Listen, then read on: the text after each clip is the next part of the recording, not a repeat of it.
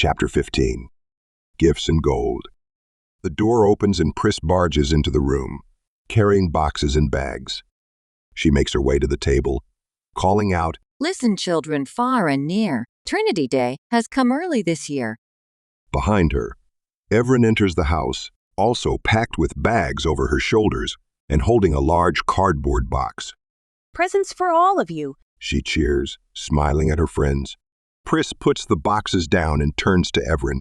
"The bags go into the kitchen. She instructs her. I have some fine grub in there, She says, and looks at Anathian. and beer to wash it down with." Anathian takes Pris's bags, while Evren sets down the large box with a grunt. "What's in there? Bricks?" She asks cynically, glad to get rid of the weight. "Nope, but lots of goodies." Pris replies with gleaming eyes.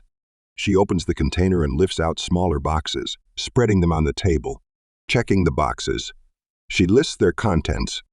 Let's see, 10 sets of facial camouflage, 4 BioBot first aid kits, 6 night vision sets, backpacks, some thermite, and 3 Kruger 48 stun guns. But I just have 1 battery clip for each. She shrugs apologetically, while the others stare at the guns on the table, like a child during Trinity Day. She takes a proud look at all her toys.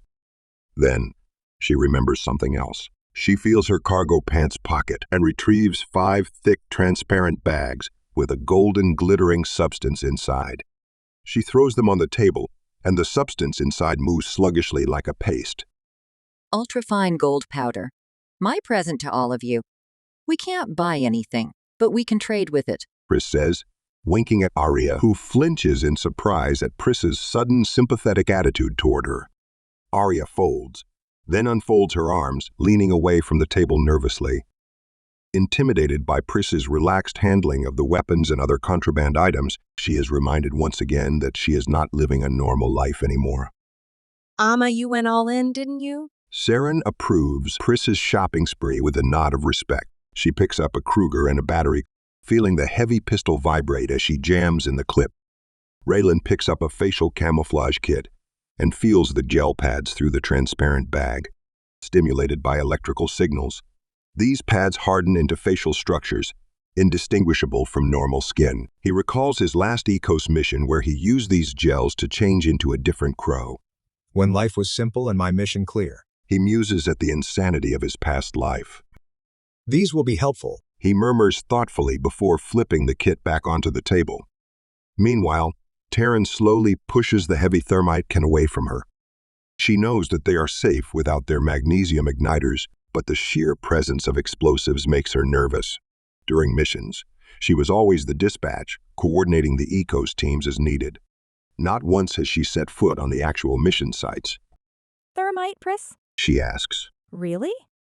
Even after Taryn witnessed Pris's insane missile show, she is still stunned by Pris' aggressive mindset. Oh, cool. Thermite. Raylan exclaims and grabs the can with one hand. Except should be good for a few doors. Where the blasting caps? Dealing with the technical aspects lets Raylan sidestep thoughts about his past and the slim chance of success in the future. Anathian sighs to herself as she observes the gadgets and boxes on her living room table. Wiping her hands and throwing the cloth back over the drying rack, she muses how Pris brought the new world into her home. A world full of technical wonders, but Anathian's childhood was steeped with farm work and town dances on the weekend. Her first arm clip was a gift from her late Len wife, so she could connect to her kids in the city. While Anathian accepts the usefulness of AI, particularly for finding misplaced household items, she has never integrated it into her life as most others have. She enters the living room and gazes at Pris. "Pris, do you know anyone south of Dushama with motorbikes?" Pris first looks up to Anathian, then out of the window. Reflecting on her past, she recalls the settlements south of the city and beyond. "Yeah, I know some people." She answers warily. Her past encounters with the biker gangs down south left an unfavorable impression. She would rather not work with their kind again. Good. We need some bikes to get to the satellite dish. Raylan says matter-of-factly as he grabs a gun and battery clip. Evren is puzzled and asks, "What satellite dish?" Raylan looks up from the gun, realizing that Evren and Pris missed Japetia's call. Oh, you don't know yet. he realizes. Smiling at them proudly, he reports. Gepedia called. What? Pris exclaims. How? Never mind. You didn't call me in? Her face bears a strange mix of relief and anger. How is Corin? She demands to know. We didn't talk to him. Raylan shrugs apologetically, surprised by Pris's fervent reaction. Arya steps in to help Raylan out against the fury of an Amma mother. I bet he's sleeping safe and sound. She says. Jeppy said nothing. I've not seen him in the store, and the drapes to the back room were closed. She reasons and smiles disarmingly. What did Jeppy say? Everyone wants to know. Raylan lays out the plan so far. We need motorbikes to reach a satellite dish and activate it. He says. With access to the power plant security, Pico can implant 6 worker passes into the system, and we walk right in at the change of shift. Pris listens to Raylan's words, but is still concerned with the first step of the plan.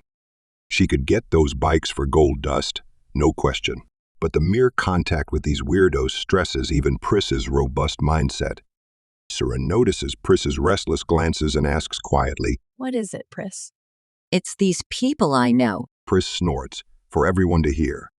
She lets herself fall onto the couch, swirling dust into the sunlight. I don't trust them. They're a crazy bunch. She says nervously. They live in gangs out in the wild, completely off the grid. They hate AI, scavenge and trade whatever they lay their greedy hands on, and they know the mountains like the back of their hand. We don't have to like them. We just need their bikes. Taryn replies. And we don't even have to steal them. She lifts the bag of gold powder into the air. And this should buy us 6 bikes, no? Maybe. Pris folds her arms behind her neck, musing on the right way to approach the biker gangs. We have to drive down there, she says. I'll look around and make first contact. Then, we'll need a good open spot to close the deal. Gepedia could be our eyes in the sky. Pris suggests, crossing her stretched-out legs. Anathian sits down at the table, brushing away night vision goggles from her spot. She tells them, I tell you what, y'all have to wait for nightfall before you can move out. It's going to get hot today for you northerners, so you'll better lay low and rest up for a while. That sounds like a good idea. Siren replies as she rises from her chair. Testing her weight on her hurt leg, she tilts her head slightly and nods satisfied. Amma, I really need to get me this stuff. She tells Pris. It's incredible. I can even put weight on it. She hobbles to the couch, hanging her leg over the armrest. Just a matter of cash, sweetie? Pris comments. Resting her head on the cushions, she closes her eyes and mumbles. No problem. Just a little bit longer, and we'll be swimming in cash. Pris glances at Siren and nods. Yeah, just a little bit longer. A plan with many unknowns. I like variables. I got this.